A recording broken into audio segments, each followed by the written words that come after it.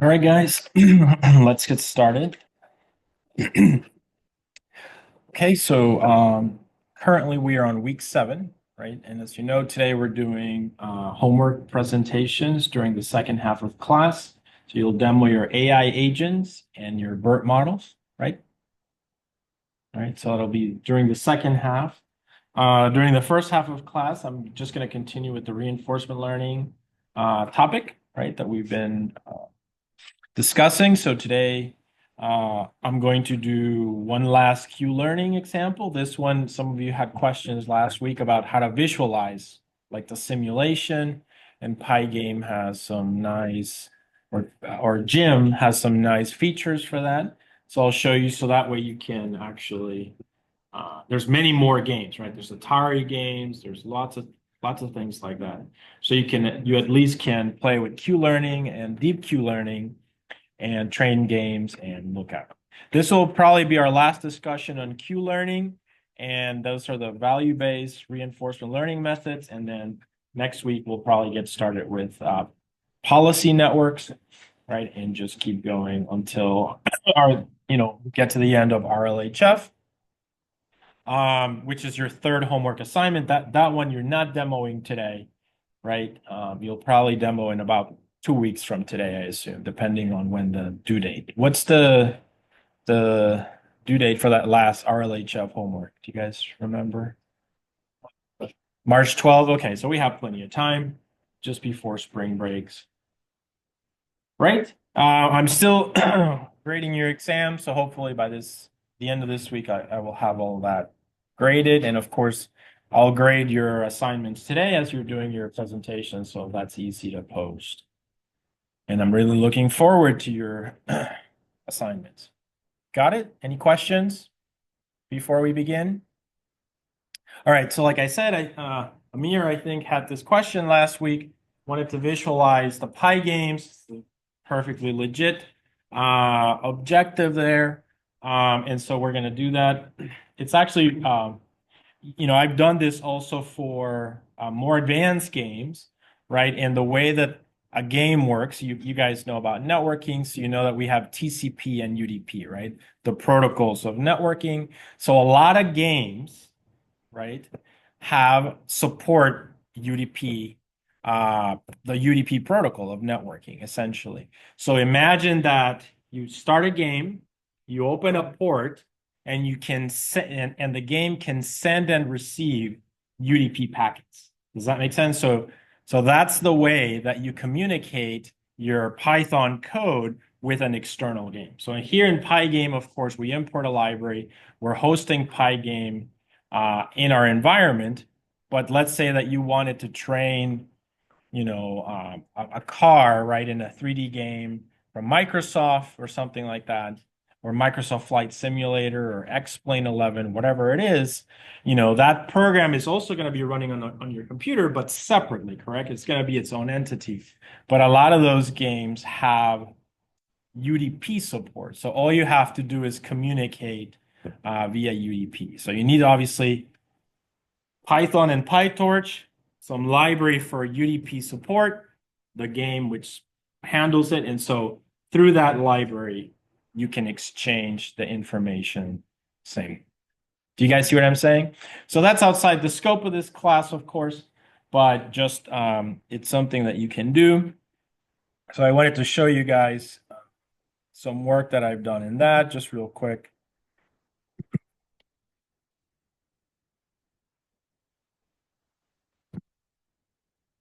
This is actually one of our previous grad students, David, who did these really great papers. You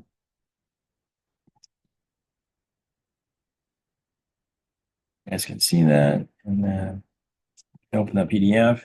So Q plane, right? So that was the name. So he used obviously Q learning, deep Q learning, etc.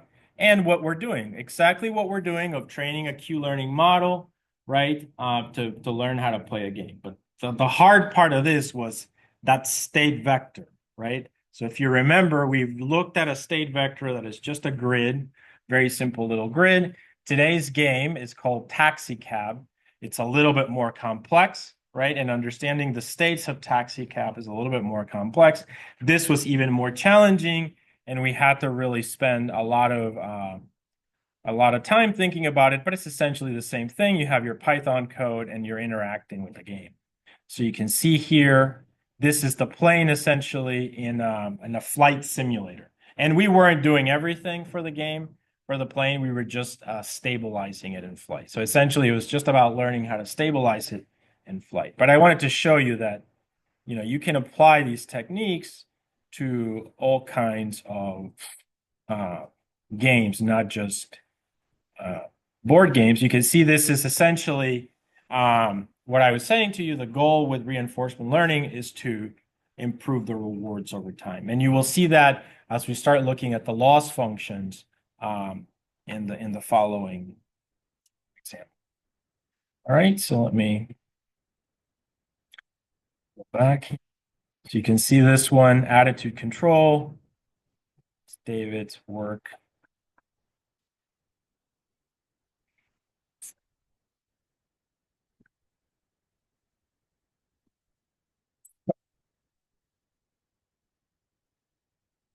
This one's a big one. Here. So this is his paper, and you can see the same thing. Visualization of, that in real time, you can see we're using Q-learning, and in real time, the agent is learning how to control the aircraft, essentially. So this one, I guess he didn't have that many graphics. And then he did, yeah, so we've done several works on this. But I'll show one more. This is actually, this paper is very relevant going forward. It's a literature review of reinforcement learning methods. See that there. These are some of the techniques that we're going to be talking about as reinforcement learning.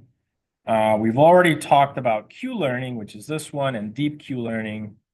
And going forward, we're going to start talking about these policy-based methods. And you can see actually here's a relationship between policy networks and value-based methods, and they're kind of very similar, right? So there's a relationship actually between them. Okay. And then some of the RL algorithms, so Q-learning that you've learned, deep Q networks, something called double deep Q-learning. And then after that, some of the techniques that we're still going to discuss, deep deterministic policy gradient, DDPG. And this one in particular, proximal policy optimization is key, as this is what has been traditionally been used in reinforcement learning through human feedbacks. And then there's DPO and GRPO now. There's DPO. And these are some of the formulas as well. So anyway, that's kind of what's coming up. And you can see here, these were essentially controlling the aircraft in these games. Okay, so all that you're passing to these games is the action, and all that these games are returning are essentially the state of it, right? And you have to work. These games are not meant necessarily for reinforcement learning. Think about that. So they're not providing a reward for you. So you have to create the environment, and that reward is very challenging. What's the reward for stabilizing an airplane? Do you know what I mean? Like, how do you tell? You have to figure out that reward. And so we had to code it with if statements and things like that. And that's essentially what a lot of people were doing back in the day until homework 2, right? You can create BERT models, for instance, or neural networks that learn how to provide the reward model. Does that make sense? You have the heuristic rules, or you have the neural networks that predict, essentially. But you can apply this. If I can apply this to an airplane if flight simulator, I can apply it to an RC plane, and I can apply it even to a real plane. One area where this has been applied a lot actually is drones. So like, you can look up the literature and you'll see there's lots of work on automation of drones, and reinforcement learning techniques have been explored extensively for that. All right, and there's a lot of software for simulating a drone, and then of course you can provide. Drones they hover, right? So it's almost like they have a brake, so they're a little bit safer than an airplane that never stops. It just keeps going. So when it's flying. All right, so anyway, so I wanted to illustrate, since we're talking about a little bit of visualization today, I wanted to show you that you can do this for even physical things or very advanced. You're only limited by the simulators that you can find, etc. All right, so the next thing we're going to do now is we're going to do taxi cab.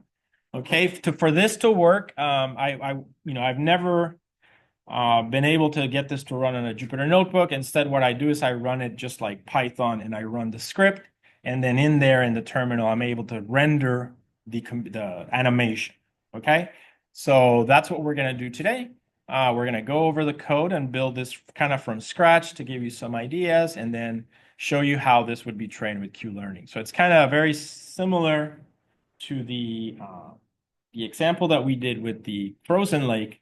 And so let me just give you a quick demo to kind of motivate, because it'll take us a long time to go through all the code until we get to the end. So I'll show you the finished product, and then we'll start drilling into it. So I tested this before class. So I'm already, as you can see, I'm already on Anaconda. I already instantiated my environment over here, right? And I have a file. So I have the previous files from last week. So RLQ lookup table, DQN frozen lake, okay? And today we're going to do taxi cab. So maybe as a homework, I could ask you, I'm only going to demo Q-learning. So I could ask you guys, for instance, to do DQN on it, right? So that sounds like a nice homework assignment. We'll see how it goes, given that you do have some additional ones, but this would be a fun one to do for sure. All right, so hopefully it'll run. So let's see. All I have to do is run Python taxi.py, and there it is. So that's essentially how this works. So there we go. So I'm running code very similar to what I was running before for frozen lake, but this time I'm using the gym capabilities of demoing, like running the simulation. Right. As you can see, so I also want to illustrate what the point of this game. This is a more complex game. It's got like these 4 parameters that are encoded into the state. Okay, and so remember that at the end of the day, we want to create a vector that is not too big, right, with information. So it has to be created efficiently. But there's information here about what we want to do. So essentially, you can see the green things, are barriers, right? So the car cannot go over these barriers. It's got 4 spots where it can pick up people. So you can see there's a red spot, a green spot, a blue spot, and this light green spot. And essentially then I think it just picked up the person. Yeah. There's a person, and it's supposed to take that person to the final destination. That's the goal of the game. That's what it's supposed to learn. As you can see, the actions are left, right, left, right, up, down, and also pick up and drop. So there's like 6 actions that it can take. And just because it arrives at the person, it doesn't mean that it's going to pick up the person. You guys see that? It may actually arrive at the person and not pick them up and just leave. So that's part of the actions of the game. Just like it may pick up the person, arrive here at the house, little house or building, and it may not drop off the person. You see that? So those are actions that it can take. So it's got a state of about 6 actions, 4 locations, and randomly as the game starts, the person can be in one position and the house can be in another position. And of course, if it can't go over these walls, so it has to learn eventually over time the right path to take and the right set of actions. Does this make sense, guys? So that's the game, essentially. It's just a very, very simple, but it's reinforcement learning. So you're learning the reinforcement learning algorithm, learn how to do this, right? And so you guys understand. In gym, there's an environment, and we'll go over that code today during the first half of class. And you have to decide though how you're going to train it, right? So far you know that you can use the Bellman equation, right? Or you can for the tabular approach, or you can use a neural network with deep Q learning. Okay, so that's essentially what we're learning about today. And you have to remember that we're going in the direction of how to use reinforcement learning to train a GPT model to speak in a certain way, etc. Okay. All right. So any questions about the animation? That's essentially what it is. I will load this script. You can follow along. So I will load this script to the when I'm done today, but I do have it on another repo, just not this repo yet, but you can get it from here. So just go to GitHub. So our course repo is this one, right? Transfer learning. And so transfer learning. So we've done Q learning and deep Q learning.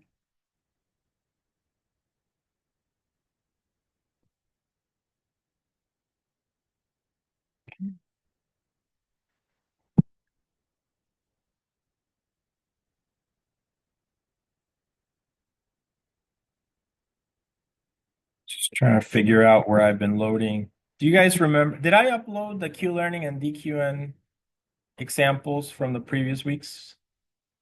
Did I upload those? I don't see them actually.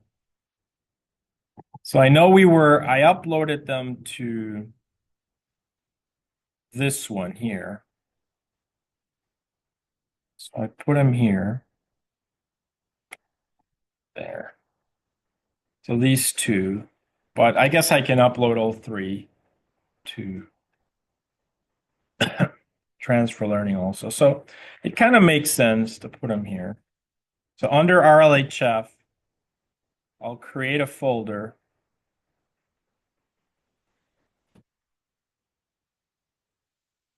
I call it RL.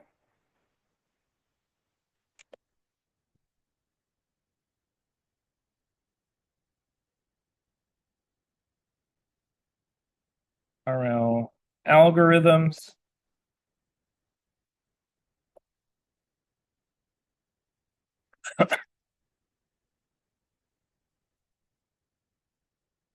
And it'll be such as, of course, QLearn, QLearning, deep Q learning. All right, and today we're going to do taxi cab. Okay, and then we'll continue with the other algorithms as we go forward. So just remind me at the end of class, or at the end of this lecture, to upload all three. They're already on the GitHub. They're in different locations. So this one actually is here in PyTorch. So you can just click on PyTorch, go to RL, and then it's this one, rl.py. So you can literally just copy it from there if you want to follow along with what I'm going to do. Any questions on that? Nope. All right, great. So this is the script. So I showed you how it visualizes and everything, how you look at it. Now we're going to go over just taxi cab. We want to make sure that, try to follow along to make sure that, everything runs. So I got my little, and this uses something called Pygame in the background. It's a Python games library. you want to. All right, so I'm going to end it.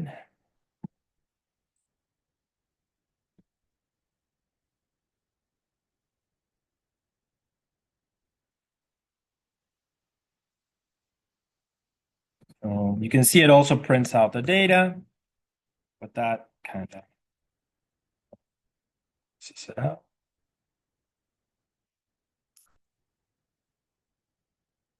Let me move this a little bit. There we are. All right, so I can use Jupyter Notebook, just it's a little bit easier here on Windows. So I'm gonna do dir. So I have these three files. I'm gonna create a new file. I'm just gonna call it in class taxi.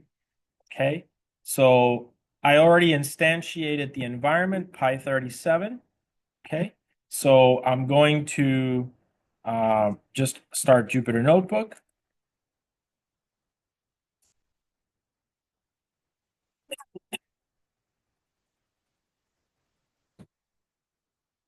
Okay, so I have my scripts there. I'm going to create a new version of it in class. I'm going to do new text file because I need to run this as a .py file. So I'm going to rename it. And I'm just going to call it in class taxicab. And you'll see it's very familiar to what we were doing before with a few additional things. All right. So that gives us our script. So let's start discussing it. All right. So you can see here, we've got, we are using Anaconda. You need to pip install Gym. And then you would run it by just running this command, Python taxirl, or whatever the name for it is. Okay. So I'm going to go ahead and just copy this first part here.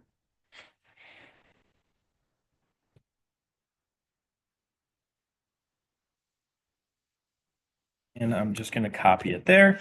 So you can see import Gym. And then we instantiate the environment as usual. Notice that this is using taxi version 3. Render mode human is what you use for this. So this one allows you to render essentially. And then from it, we instantiate the environment for the game. Here we can just reset the game. Okay, to start it. So let's go ahead and save this. And now you want to make sure that you have this library. So I'm just going to close this. Go back to the terminal here. Kill the Jupyter. I'm going to do CLS. Okay, so now we can see dir. We've got our file there in class taxicab.py. So now let's proceed to run. In class taxicab.py.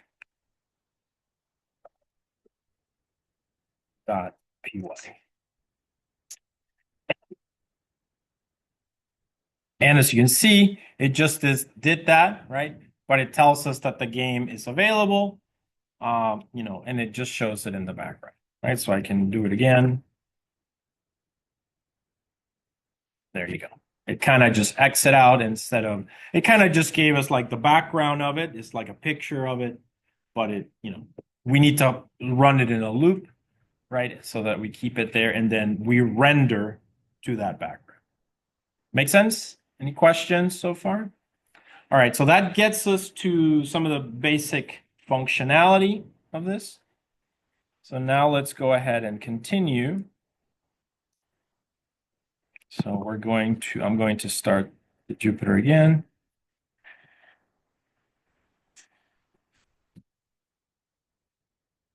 All right, I'm going to click on in-class taxicab.py. All right, so we've reset the game. So now so we've done this part. We can start printing things, right? So here we have the action space. So here it's going to, from environment, it's going to grab the action space, the number of actions that we have, and it's also going to grab the observation space. This, as I said, is a different vector of observations, and the state is a little bit harder, but it's got a very nice way of encoding things. So it does the encoding for you, and instead you just have to tell it like, specific characteristics of the model, of the environment. So I'm going to go ahead and save it, right? And print out those parameters.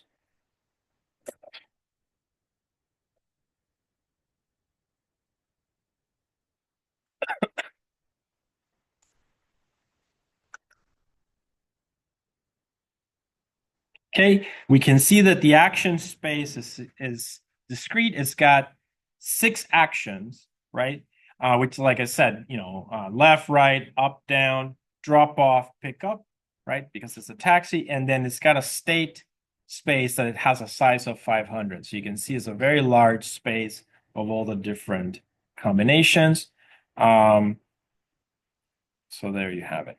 Okay, so this one is a little bit more complex. So imagine if you had something like a self-driving Tesla or something like that, that's even more information. So you have to be very clever with your encoding and your objective, your goals, right? That you're trying to have. All right. So now let's just kind of keep going.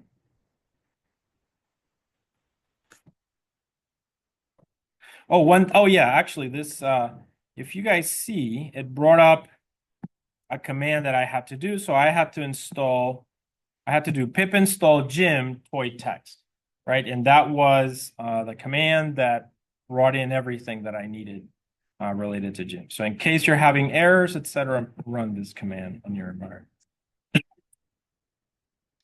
All right, so let's proceed.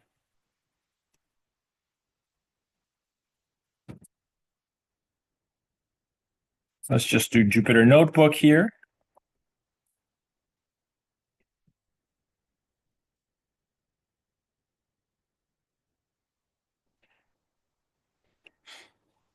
Okay, so in class taxi cab, you can see that there. All right, so we printed the action space and the environment. So that environment is kind of big space, but you don't have to like encode it manually. Instead, you just give it information such as this, right? So, what position you are at which square, and so on. And so this is the encoding function. Okay.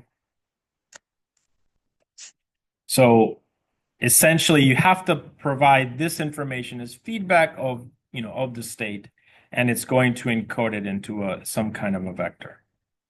So I didn't read up on this exactly what every single one of these items is. So you'll have to Google it basically and go to the description of it. All right, but let's take a look at what it does so we can essentially do here.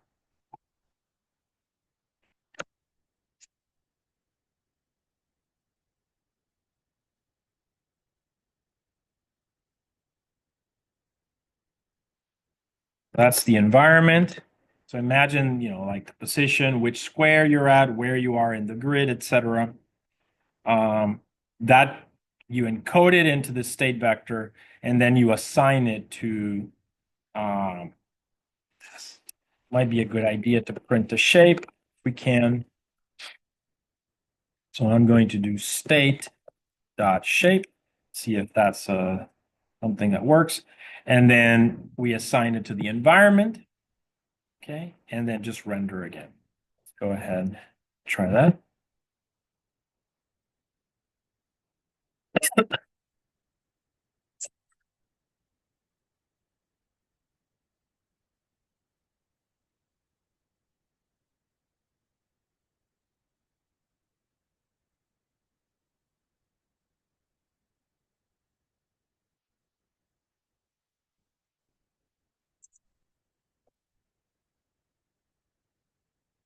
All right.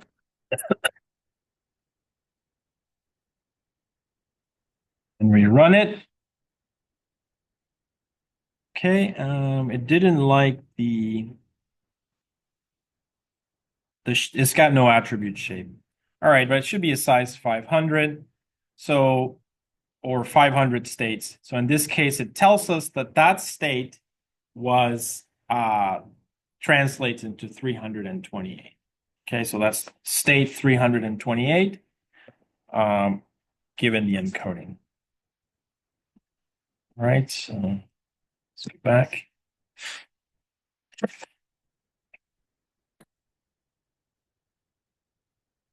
In class. All right, so this didn't work, the shape, but it did give us that translates into a vector. So it can be a one-hot encoded, obviously. You guys should understand that it's a vector of 500 where everything's a 0 except for position 328, which has a 1. Or we just look at the number. That's either way. All right, next step is kind of reverse it. So what if we give it 328? What does that give us essentially? And then we can just assign the state also like this by a number. So you can see we're getting ready for the loop. So I'm just going to copy this whole thing and run it. So here we're going to print the state 328, then assign it to the environment, and that's essentially this one over here. Same thing. We have some variables for epochs, right? The number of epoch, penalties that we've collected, rewards, and then a way that you can actually capture the frames. So this is if you want to like replay, as I think I said in the last lecture, basically everything is just like a little grid of information. So every iteration, you can essentially capture that frame and you can render that later as well. And then the done, as you know, is just to indicate that the game has finished or hasn't finished. All right, so let's run this. I'm going to save it. Close there. Yeah, let's close that one too.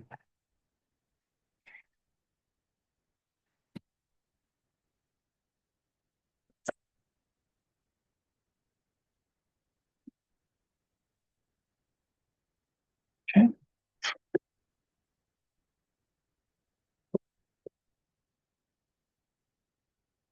Okay. So now let's run it. All right, it finished, and you can see that we can get back it's this one. So we got 328. We've got 28, 328. It's kind of a dictionary. 0, 1, 2, 3, 4, 5. So it's probably the values. What were the numbers? So 3, 3, 1, 2, 0.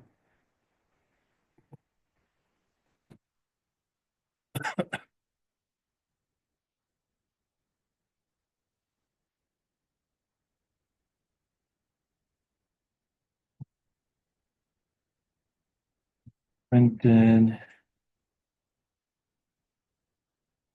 epochs. So we're printing this. So it's giving us the information of position 328 for the game. All right, so that's something about the state representation of it.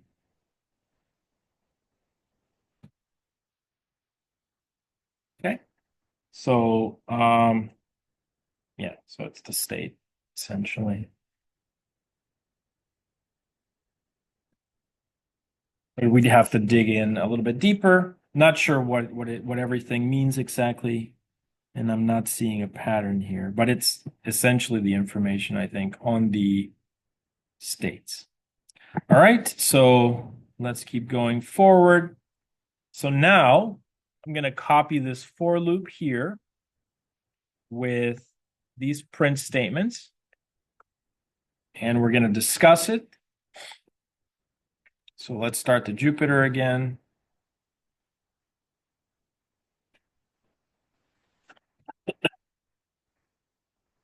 Okay, in class. All right, so this takes us here. So this should be more familiar. So we have a while loop. So while not done. All right, this is just a visualization of it. What's the first statement? We grab from the environment, from the action space, a random action. Right, then we take that random action and assign it to environment and take a step with it. So very similar to the previous approach. That action gets here, so we actually use it, right? And it prints out our familiar data. So we were in a current state. Now we get a new state, okay? So remember, these states, as you can see, depend on the type of environment that you're using. So that's, as I said, one of the hardest parts. It does give us the reward out as well, but remember that this reward has to be hard-coded with if statements and so on. So this reward, so here we can see if reward is equal to -10, then you add penalties actually. You can see this part here, which is what I was saying, that you can save the frames of the game. So at this iteration of the game, you take the NV render, right? So that rendering of the grid essentially at time t, and you save it there with the corresponding state, action, and reward.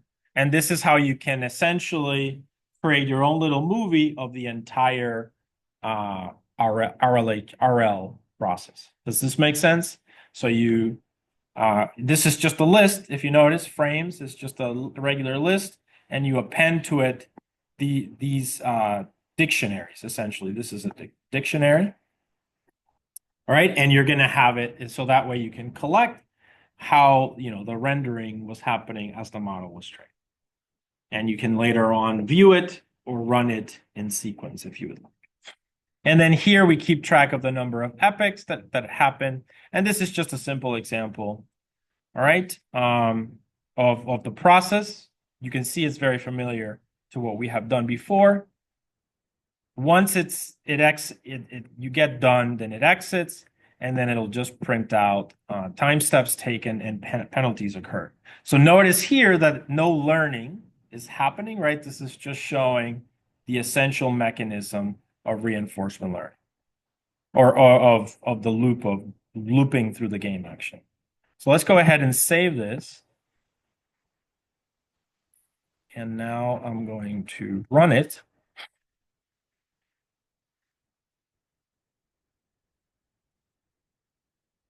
Run it.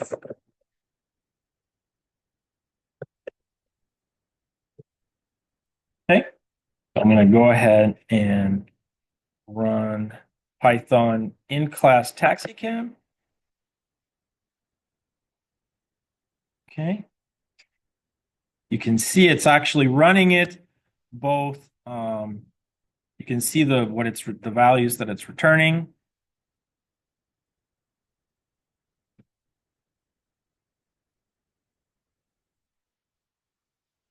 It's running in the background essentially. So I'm going to kill this.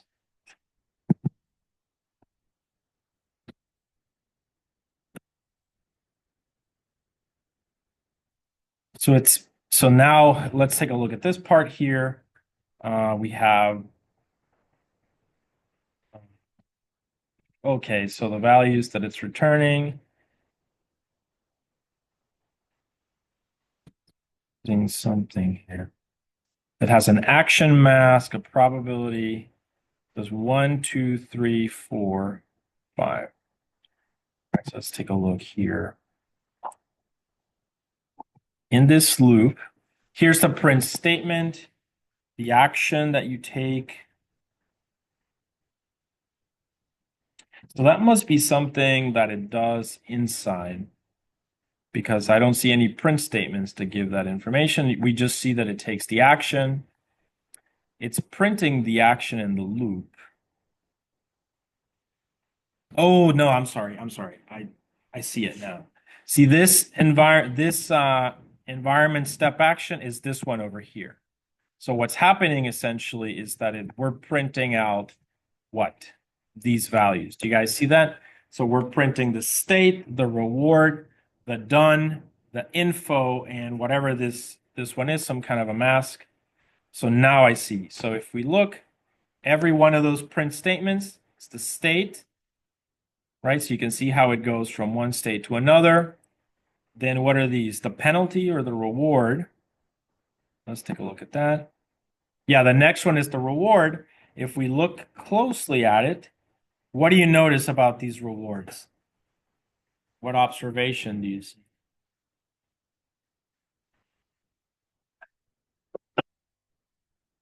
These are the states, and the second column is rewards. What do you notice about them? They're negative, right? They're negative. And that makes sense because the model is just running without, it's not trained. Remember, this is not trained yet. The training happens in a neural network or a tabular Q-learning table. All right, so it doesn't quite know how to do the things, and then this falls and this falls.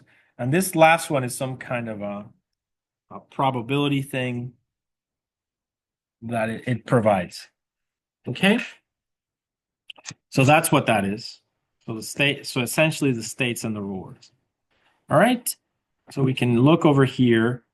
So that's this part here.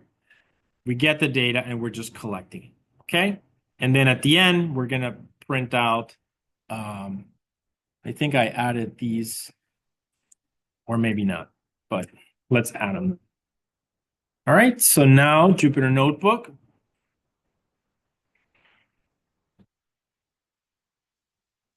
Okay, we're going to go back to in-class taxicab.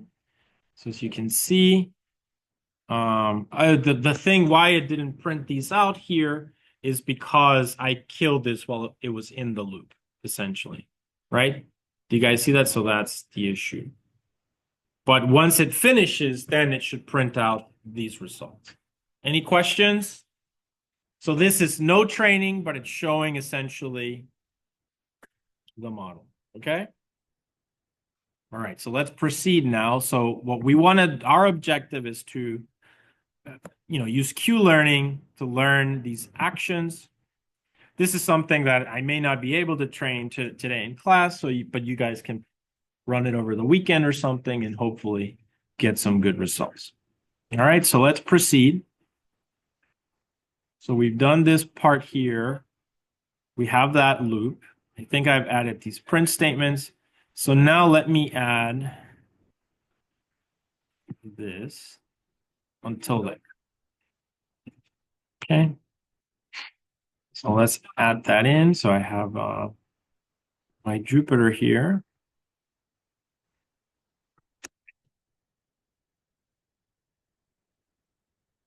Okay. So this is also something that you could use if you wanted to just, instead of using the rendering, just printing out the things that you capture in the frames, right? So everything that you captured in these frames, you could just clear the screen and then you invoke the function print frames with the list of frames, and then you just iterate through it and it'll just print out all the data for you. Do you guys see that? So that's something that you can do. Let me take a look here. So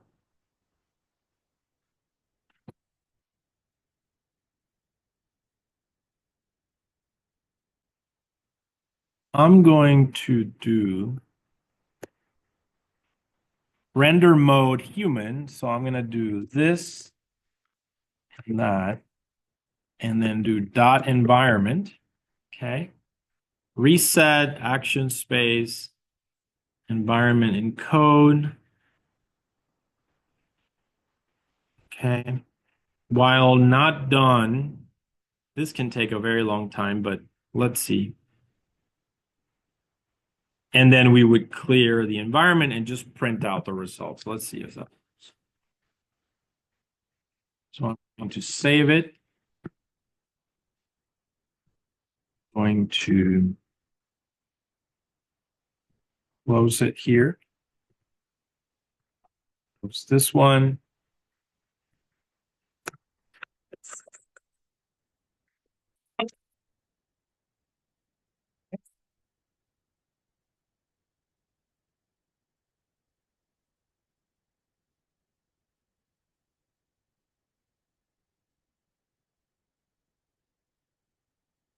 Oh, I have to, you are calling render method without specifying the render mode. You can specify the render mode at initialization, e.g.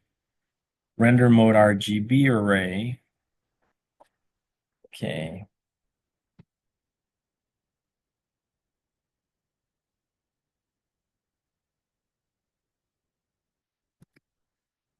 So I thought by default it would not. I don't want a render mode. So what do you guys think? What would be none comes to mind?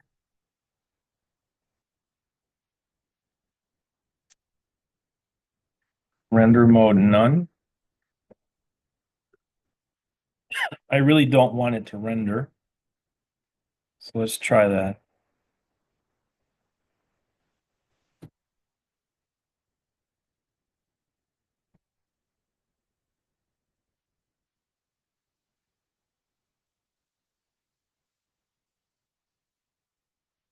Okay.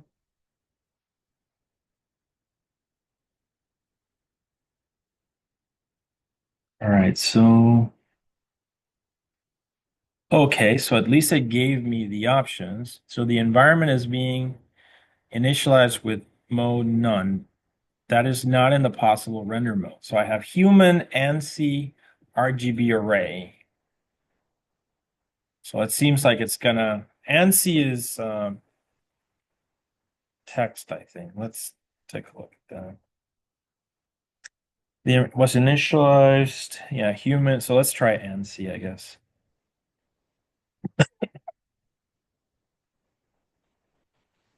What I'm trying to do is I'm trying to have it not render.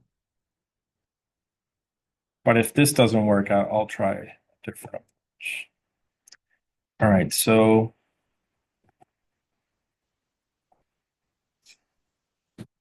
ANSI. I'm still saving, as you can see, I'm still saving in the frame. So what I'll do is Epix is incrementing. So I will break if Epix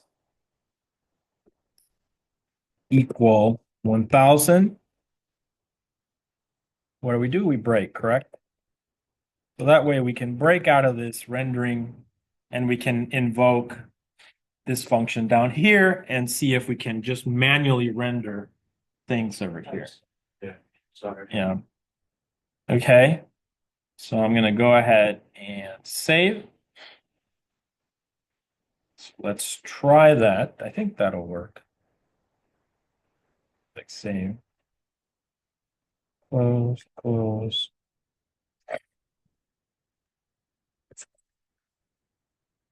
All right.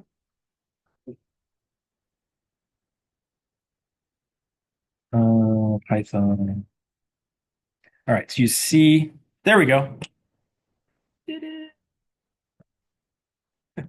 Anyway, so it worked. Right. So I wanted to show you that you can do this and not be locked in with some library, right? So sometimes we want to have more fuller control of things, and this gives me fuller control of it as I can just simply, what was I doing? I was iterating through the environment with the agent, essentially. This is an agent, choosing actions, but untrained, randomly, and I was saving the state, the rewards, the timestamp, the action, and also the position in the grid, right? That information which you could construct if need be. So imagine if you were building, if you remember when we first started our discussion of RL, one of the first things I did is an environment for GPTs. Do you remember that? I will go back to that environment of GPTs that we started creating, but now we can start adding more functionality to it. For instance, recording what's going on in the environment, and then we can display it somehow in real time, and we don't require some library. Is this clear, guys? Does this make sense? Perfect. All right. So let's move on. So as you saw, probably this is just to show that more the environment than anything else. The last bit for today is we're going to add a Q table and try to train it with that. And you guys could, if you want, at least as a home exercise to add a deep neural network. I don't know that I'll make it a homework, but all right. So I'm going to kill this one. Not. That'd be hard to kill. Oh, there we go. All right, killed it. So now let's go back to Jupyter Notebook. There we go. Also, I was going to say before I forget, regarding Scholar, I got an email saying that they had fixed the issue, whatever it was. So please try to log in again. If you still have problems, let me know before the end of class today. And another option that we may need to start exploring is Google Colab. Okay, so if I don't know what's going on, but they acknowledge that they have some technical problem on their side, that you guys get this like missing home folder or something like that. So they emailed me today saying that they had fixed it, but if you still have it, it's still showing. Yeah, so let me know by the end of class if it's too many still having the issue. I'll just prepare something for Google Colab next week, and we're gonna go with that. Okay, so that you don't have any delays. You can on your own go find a YouTube video on Google Colab and get up and running also. Okay, but I will prepare something. This has never happened, but apparently we're still having issues. Yes, Amir.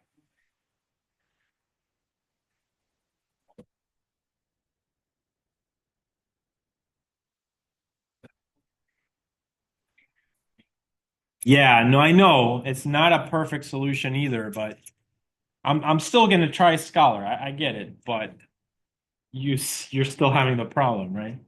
So please, before the end of class, all of you try to maybe refresh your screen, everything, and try to log in again. And if you're still having problems, I think what they told me is to provide the error message in your Purdue username and not PNW. I think it's the same, but just make sure you find your Purdue one. And I need to send that to them for them to figure out.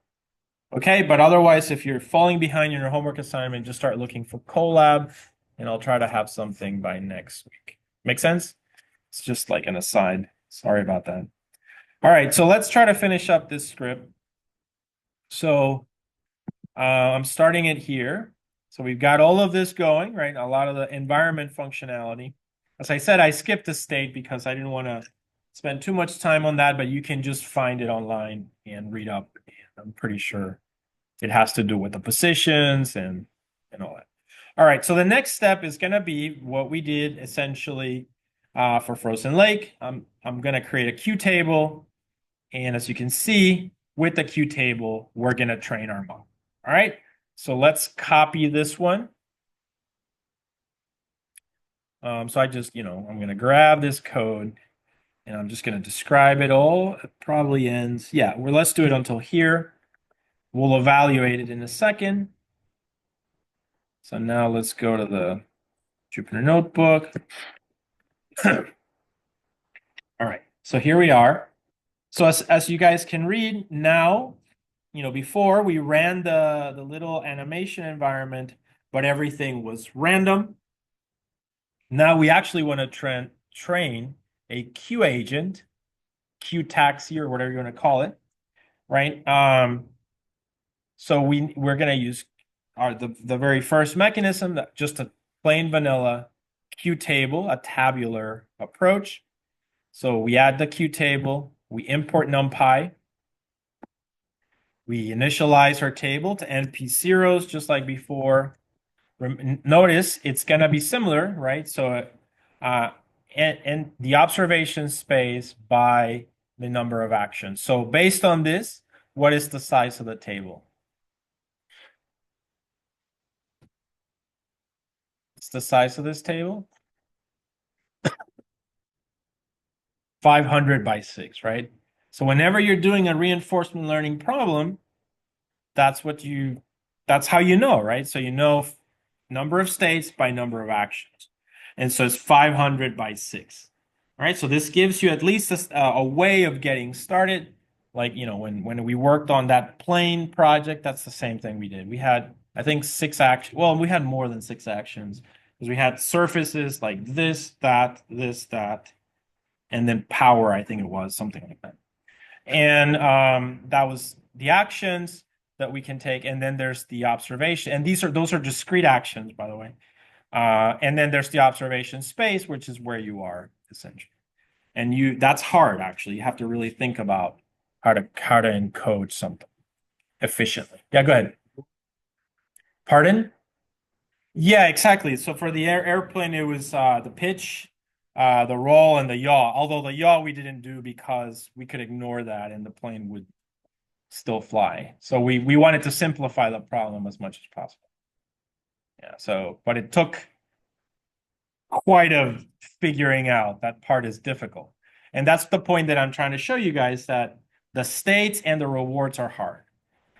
In GPTs, the state is not as hard because essentially it's just text. Text goes in, text goes out. So state is not that difficult. What's difficult, though, is that reward function that you provide. And of course, what learning algorithm you're using, what loss function. Okay? Yeah, go ahead. The paper? Okay, what about it? The paper said that has, so what, yeah, what's your point? I mean, it probably said that a real airplane would have those 6 degrees of freedom, but later in the paper we just said we caught yaw. Yaw is like the motor makes this to the plane, and so the tail stabilizes. It's unsafe to fly the not consider yaw, but this was a flight simulator, so in flight simulator that's fine. Probably in a real airplane, very dangerous. Yeah. Anyway, the point is we simplified the state because it's hard to encode. Okay. Anyway, so in this game, it's given to us that it's 500. You didn't have to create it, so that's really great. But if you did this for real, this is challenging. So now let's take a look. So all we do here is we clear the output here if we're not using Pygame in the rendering, right? So yeah, so I need to, this is easy. I'm gonna just comment this out, essentially. I'm going to also not run this while loop. And instead, now I'm just gonna go directly into the training. Does that make sense, guys?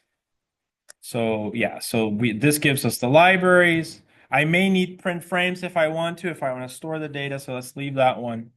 But let's comment out the previous one, which was just essentially showing how we can iterate through the game.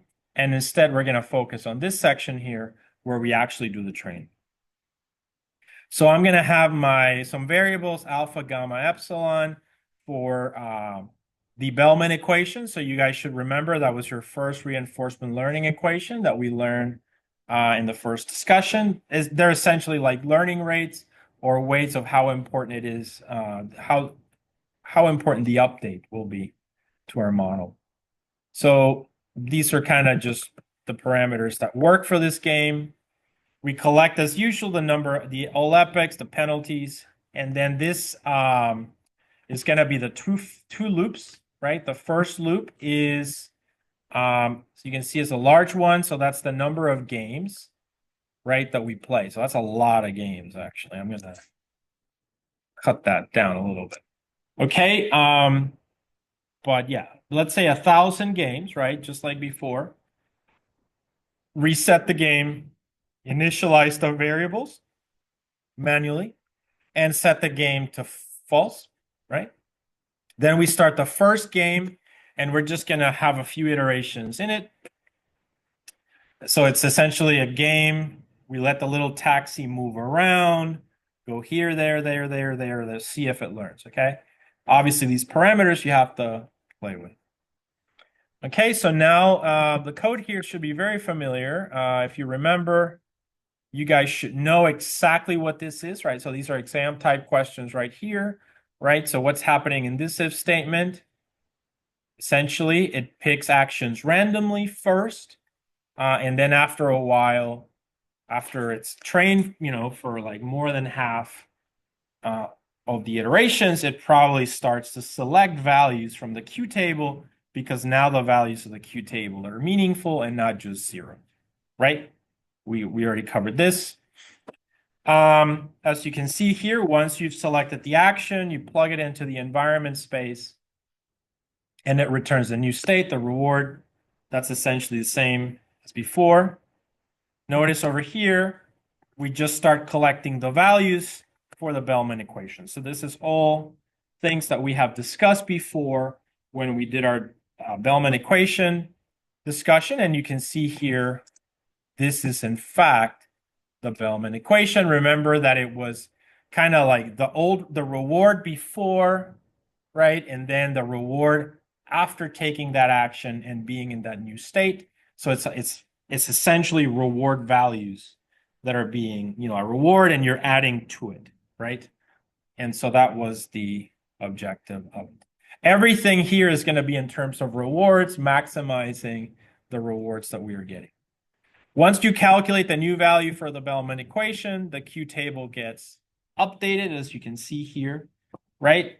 Then, of course, there's a few things related to if rewards were negative, we collect penalties.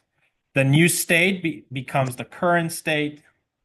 We increment the epochs, and this just cleans the table or the screen, I should say, and it's printing every 100 iterations is printing I, which is the game, essentially, right? And we're going to play 1,000 games. All right, once it finishes, it'll print training finished. And so this is an example, right? So I have encoded here something which is meaningful. So if we are in state 328 of that taxi cab game, it should predict 1, which means go north. Does that make sense? So that's essentially, so if we haven't trained it, obviously that value is going to be pretty terrible. If we've done enough training, that value should be that. So I'm going to actually print also a reminder. I'm just going to do print just like that. So it should predict, let's say for 328, for state 328, for state 328, it should predict 1, which should be north, right? Any questions? All right, so let's go ahead and do this one. So I'm going to save it. I'm going to close these. And run it.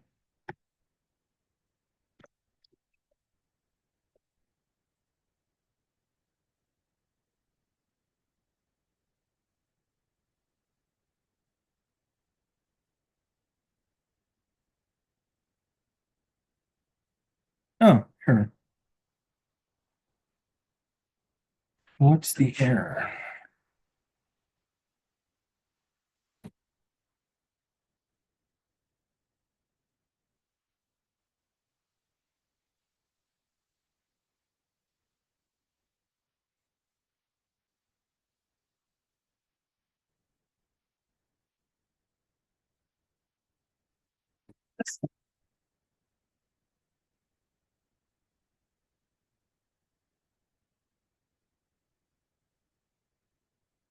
So it happened in the action when it tried to pick from the Q table, given the state, the argmax,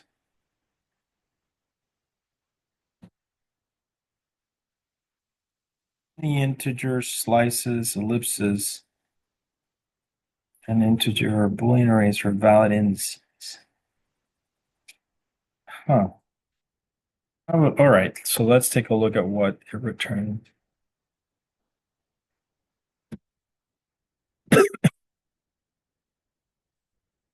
Here.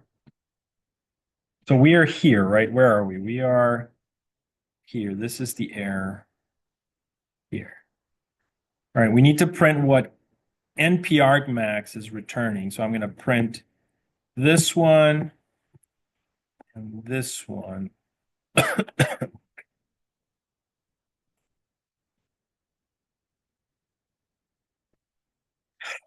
Yeah.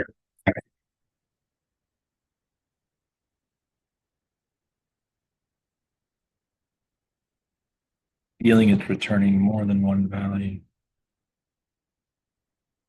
All right, so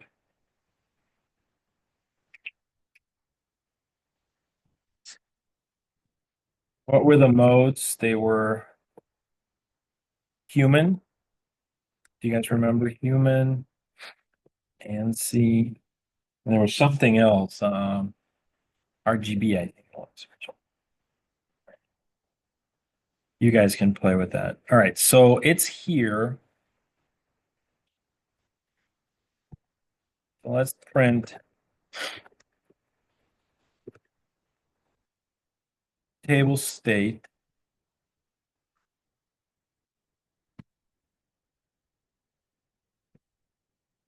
Let's also print what NPR max returns.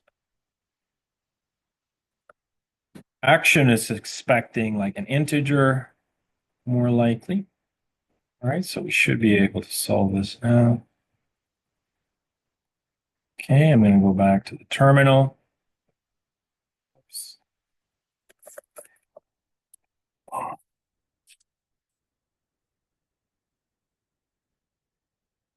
Okay. All right, so print. Oh, okay. So it's actually print that's giving.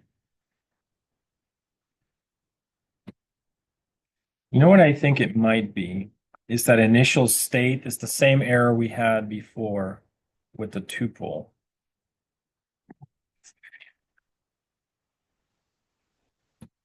Should have printed state. Let me take a look at this.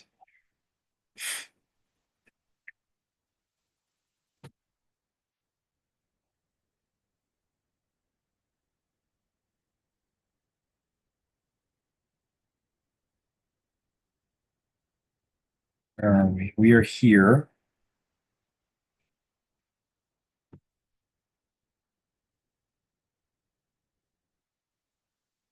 See, end reset gives us this state, right? So we want to know what this is.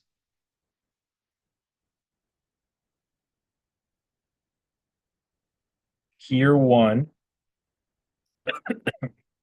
print state. And I'm going to, yeah, that's fine. And then these should be fine. Then it gives us next state, which, okay. So let's take a look. Save.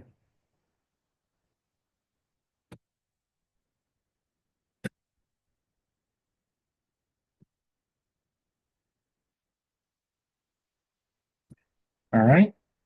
No.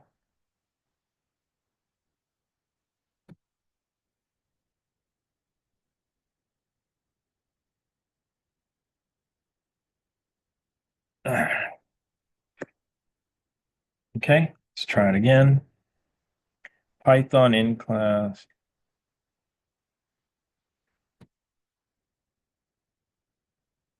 Yeah.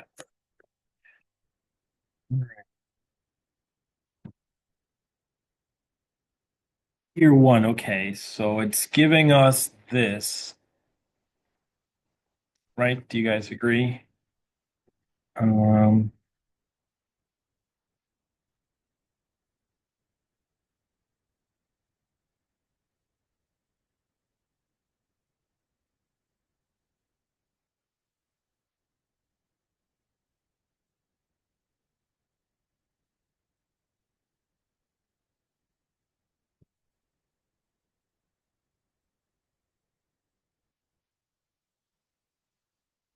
State is 328. That can be, this has got to be a state.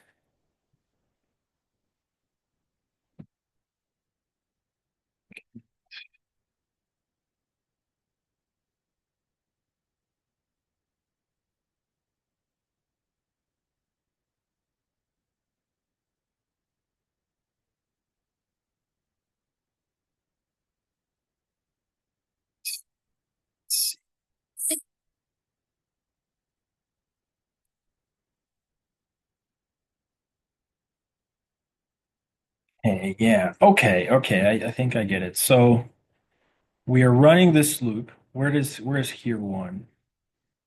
Here it is, here one, right? So oh yeah, so it's a state actually. That makes sense. Since that 403 is the state. I just need to get it out of there. Okay. I get it now. For some reason I thought it was an action, but no, it's a state. So if you look over here, here one, and then it prints this. I really just need this value. This is a tuple, I think. So I just need it's the probably the same problem we had before. So what I probably need, and you guys can, do you guys agree that this is what, we should do? So if you notice over here, we probably need to do this because it's a tuple, so just grab that index, okay? What I'm gonna do is the common variable to this is state. And I believe in the frozen lake example, this function would actually return the number state. So all I'm gonna do, hopefully this works the same way. So I'm gonna do here state equal state 0. Hopefully just need it one time like that. And then here we would need it to provide the next state to be just a number. Okay, so let's go ahead and try that. I'm going to save it. Close it. Set. Kill this.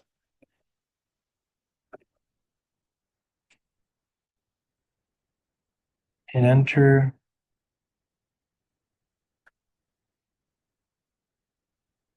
Okay.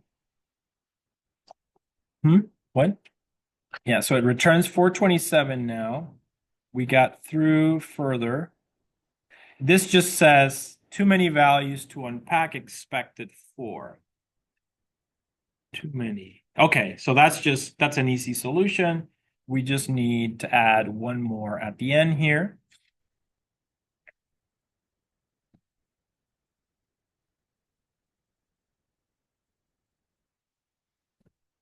We go here. When it says too many values to unpack, it means that it's returning more. So here, we don't care what it is, but let's just add that we can capture it. The two that matter there should be next state, reward, and actually done also, those first 3. All right, so hopefully now it'll work. It's the same errors we had with Frozen Lake. So I'm going to close this one, close that one, go back to the terminal, kill that. Okay, so now I'm going to run that. And there we go. So you can see magic, right? All right, so it's doing its thing, and I'm just printing everything that I had added to it. Okay. But it's essentially training for about 1,000 games or so. So this might be slowing it down. So I'm going to, yeah, I'll load these to the GitHub, but yes, definitely. So all I did is it's the same thing that I did for Frozen Lake. Um, this little part here,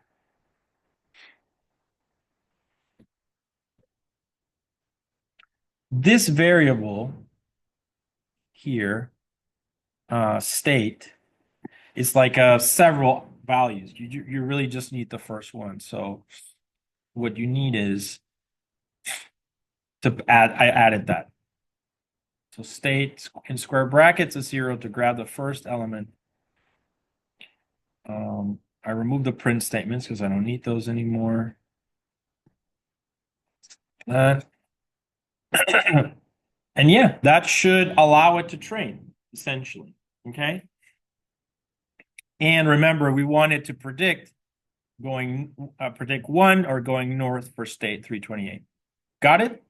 All right, so I'm going to go ahead now and run it.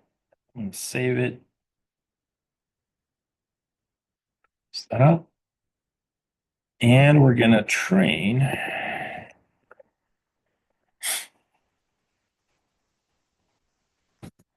Okay.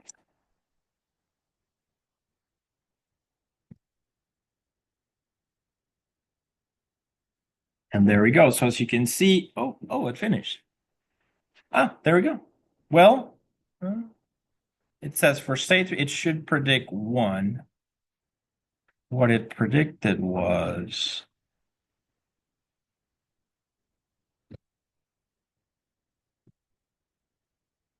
1, 2, 3, 4, 5, 6. So this is 1, 2, 3, 4, 5, 6. So it's predicting, it's giving us, we have to pick the maximum value probably here. Yeah, so it seems like it didn't train so well, but it was kind of fast, right? And the number was really large. So what do? Let's give it a little bit more time.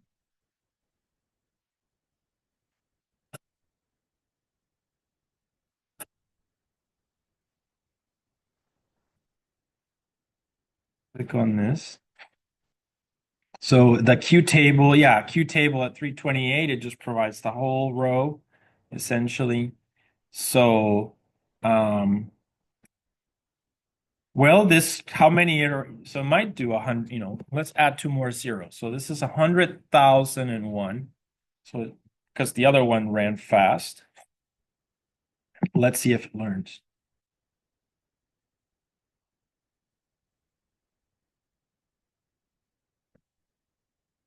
Let's try it again.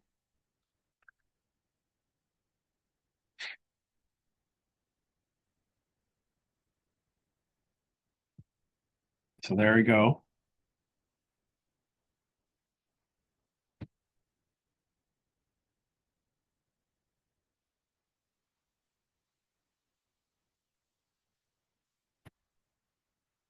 Trains fast, actually. So it's playing 12,000, it's played 13,000 games so far, right? And we're just using Q learning. It's at 20,000 games, 21,000 games.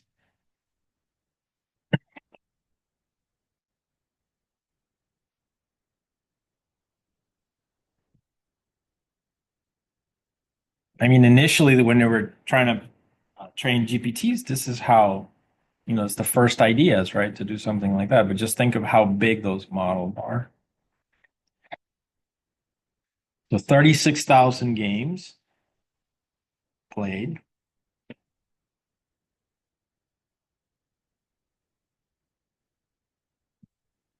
We're there.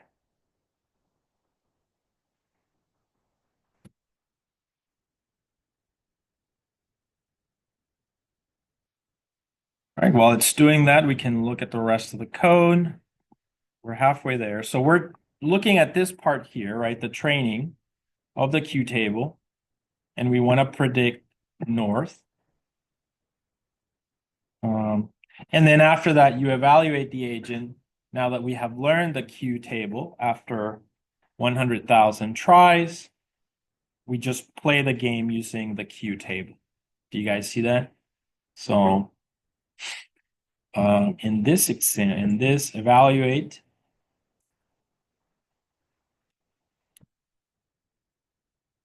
try to do that last part and conclude with that for today's discussion, right? So that would conclude Q learning and everything. Hopefully, all this is making sense. My point is to cover all these so that the other methods make more sense, right? So we went back to the classical stuff.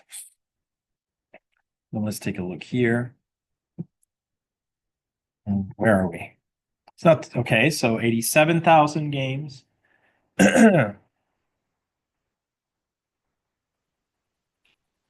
Moment of truth.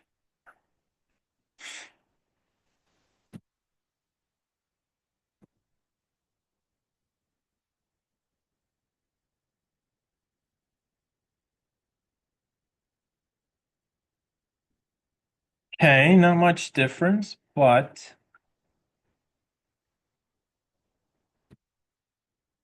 what do you guys think?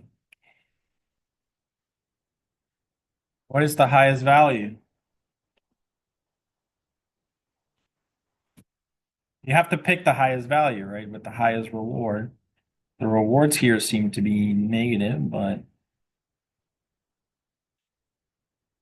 minus 2.27. That actually is index one, right? Yeah. So that is index one. So yeah, it got it right. I mean, this one is 11 and 10, so you can see. Remember how they learn? Who knows, right? And this is not even a neural network. This is just a Q table. So we have a little bit of time. So I think we can, what I need to do is the same game, right? So I'm gonna I don't want to run the simulation because that would in the training. But otherwise I leave this as an exercise for you guys to do. But I kind of want to see this to the end. So the last bit of it, after we train it, I wanted to just run through the game with the train Q table. So I'm going to go over here. So here, after this, we have a train Q table. And so we can just see what happens. So evaluate the agent now that we have learned the Q table after 100,000 entries. So I'm just going to copy this code. Oh, yeah, that's fine. And go over here. All right, we can ignore these. So let's just take a look at the logic. Total epochs, total penalties. We wanted to play 100 games, right? We're going to reset the game and reset. So over here in the beginning, we instantiated it to ANSI.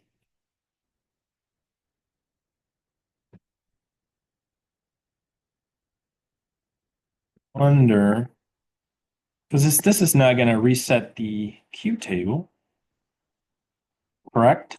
Correct me if I'm wrong. So I'm going to reset the environment to human, correct? You guys remember the changes I made? This was the only one, right? That made the graphics go away. Do you guys remember if I did something else? I want to bring back the graphics. So I believe this is all I did. I reset the environment, gives the state. Yeah, we need to fix that, and reset will want this to be like this.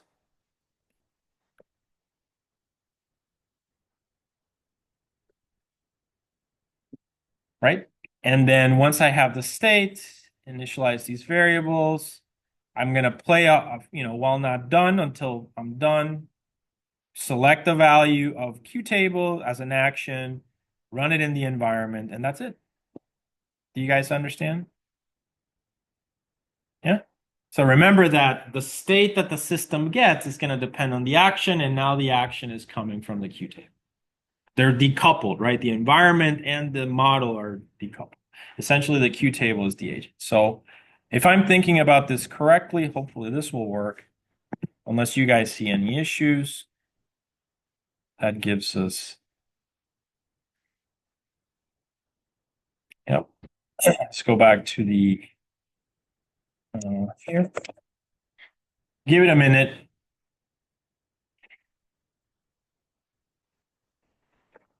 Right? So obviously, for this to be a good Q table, I have to once again run the 100,000 iterations. Actually, you know what I'm going to do because it takes a while? I'm going to reduce that just to make sure the code runs fully. So I'm going to reduce the iterations to like 1,000, make sure that there are no errors. So I'm going to go, where was it? It's in the training. Here, right? So yeah, I'm going to take these two zeros out just to quickly double check. All right, so I saved it. It should print done. So that tells me that everything is fine.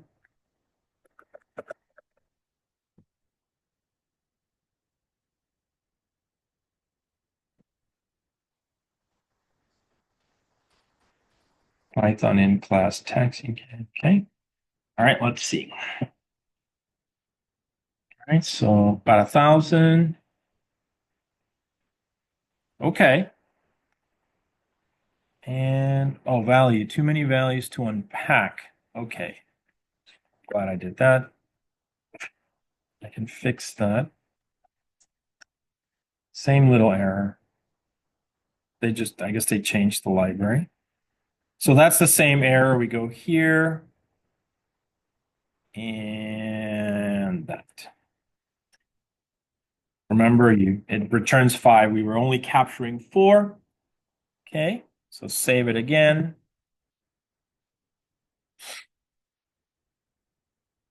Okay, close, close, kill this.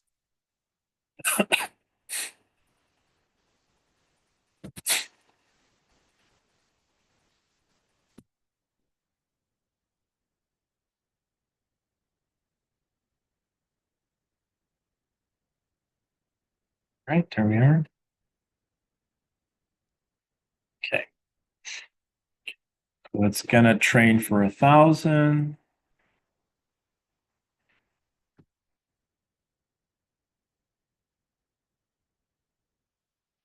That makes sense.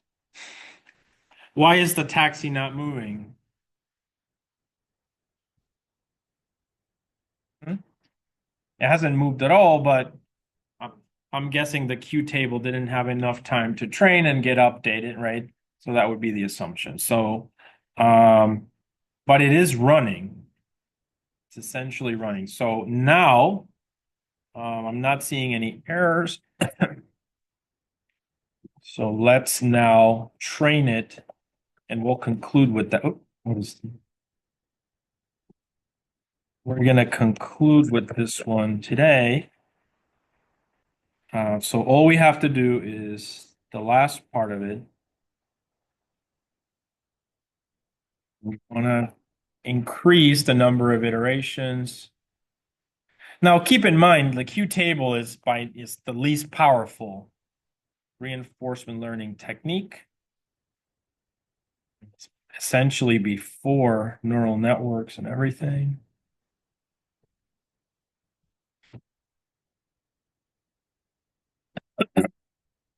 Here it is. So at 0, 0.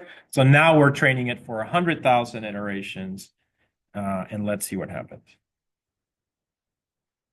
Okay. Save it.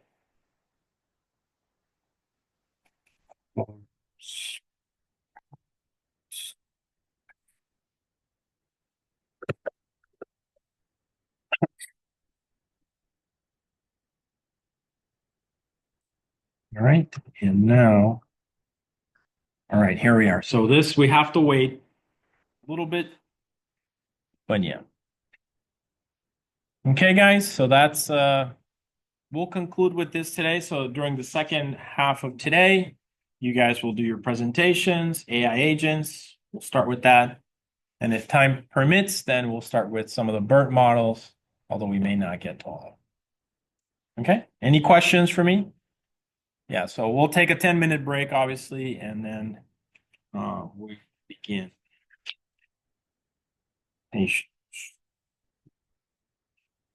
So start getting ready. Let's just wait. It's already at 20,000.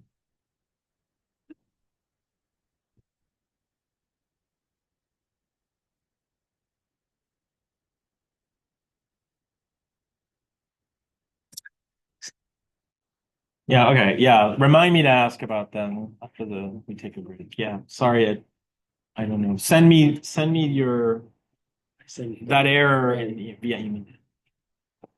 Even I am getting the error with Scholar. I sent you an email. Okay. I think in the morning I did one, and I got Can you it. send it to me again? Just Yeah, I just oh, just sent okay, it. perfect. Because I will forward those to the tech people. Yeah. Tried to use this code here. Okay. So when I tried to run in Google Labs, so it started giving errors. Okay. So continuously. So I tried to use It might be the Python version. it's 3.8 I'm using. The same as I used. Yes. Because it has got the 3.8 version to use. All right. So We'll take a look at it in a bit. You guys all congregating. I have my format just so that way, like also use it as a presentation. Yeah, use that. All right. I was just wondering I may ask it just no, it's fine, but just I may ask for a demo Yeah. or something like that. Okay. It just depends. But yeah, I don't need slides. if Yeah, no problem. Yes, sir. So regarding the AI agents, Yeah, like the one you're presenting today. yeah, I thought of presenting today. Like I tried adding metrics. Like last class I told you. Oh yeah, don't worry. I mean the metrics. See, I know it's hard. After adding the metrics, my Olama that's on the this It gave you an PC, error. like it's continuously giving errors. I tried debugging. Well, just present whatever you have, and we'll go from there. So don't worry. Like, I don't know why it's giving me the request timed out error. Every time I tried it, like I tried many methods to I even terminated the port that it is using. Just present today and discuss this, and we'll see what's going on. So I just kept an input, even though I tried keeping any input here. It's like what is organic farming?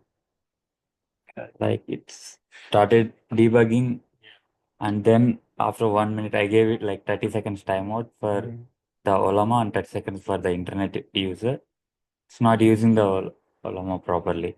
When I tried it in Yeah, so sorry to interrupt. So you guys can see yeah, this time is different, right? yeah, What do you guys think? Actually, take a look at that. It almost seems amazing, right? yeah. So after training, the Q table picks up the person, takes them to the building. Look, it picks up the person, takes them to the building. It picks up the person. It seemed like such a hard task, right? Yeah. And yet Yeah.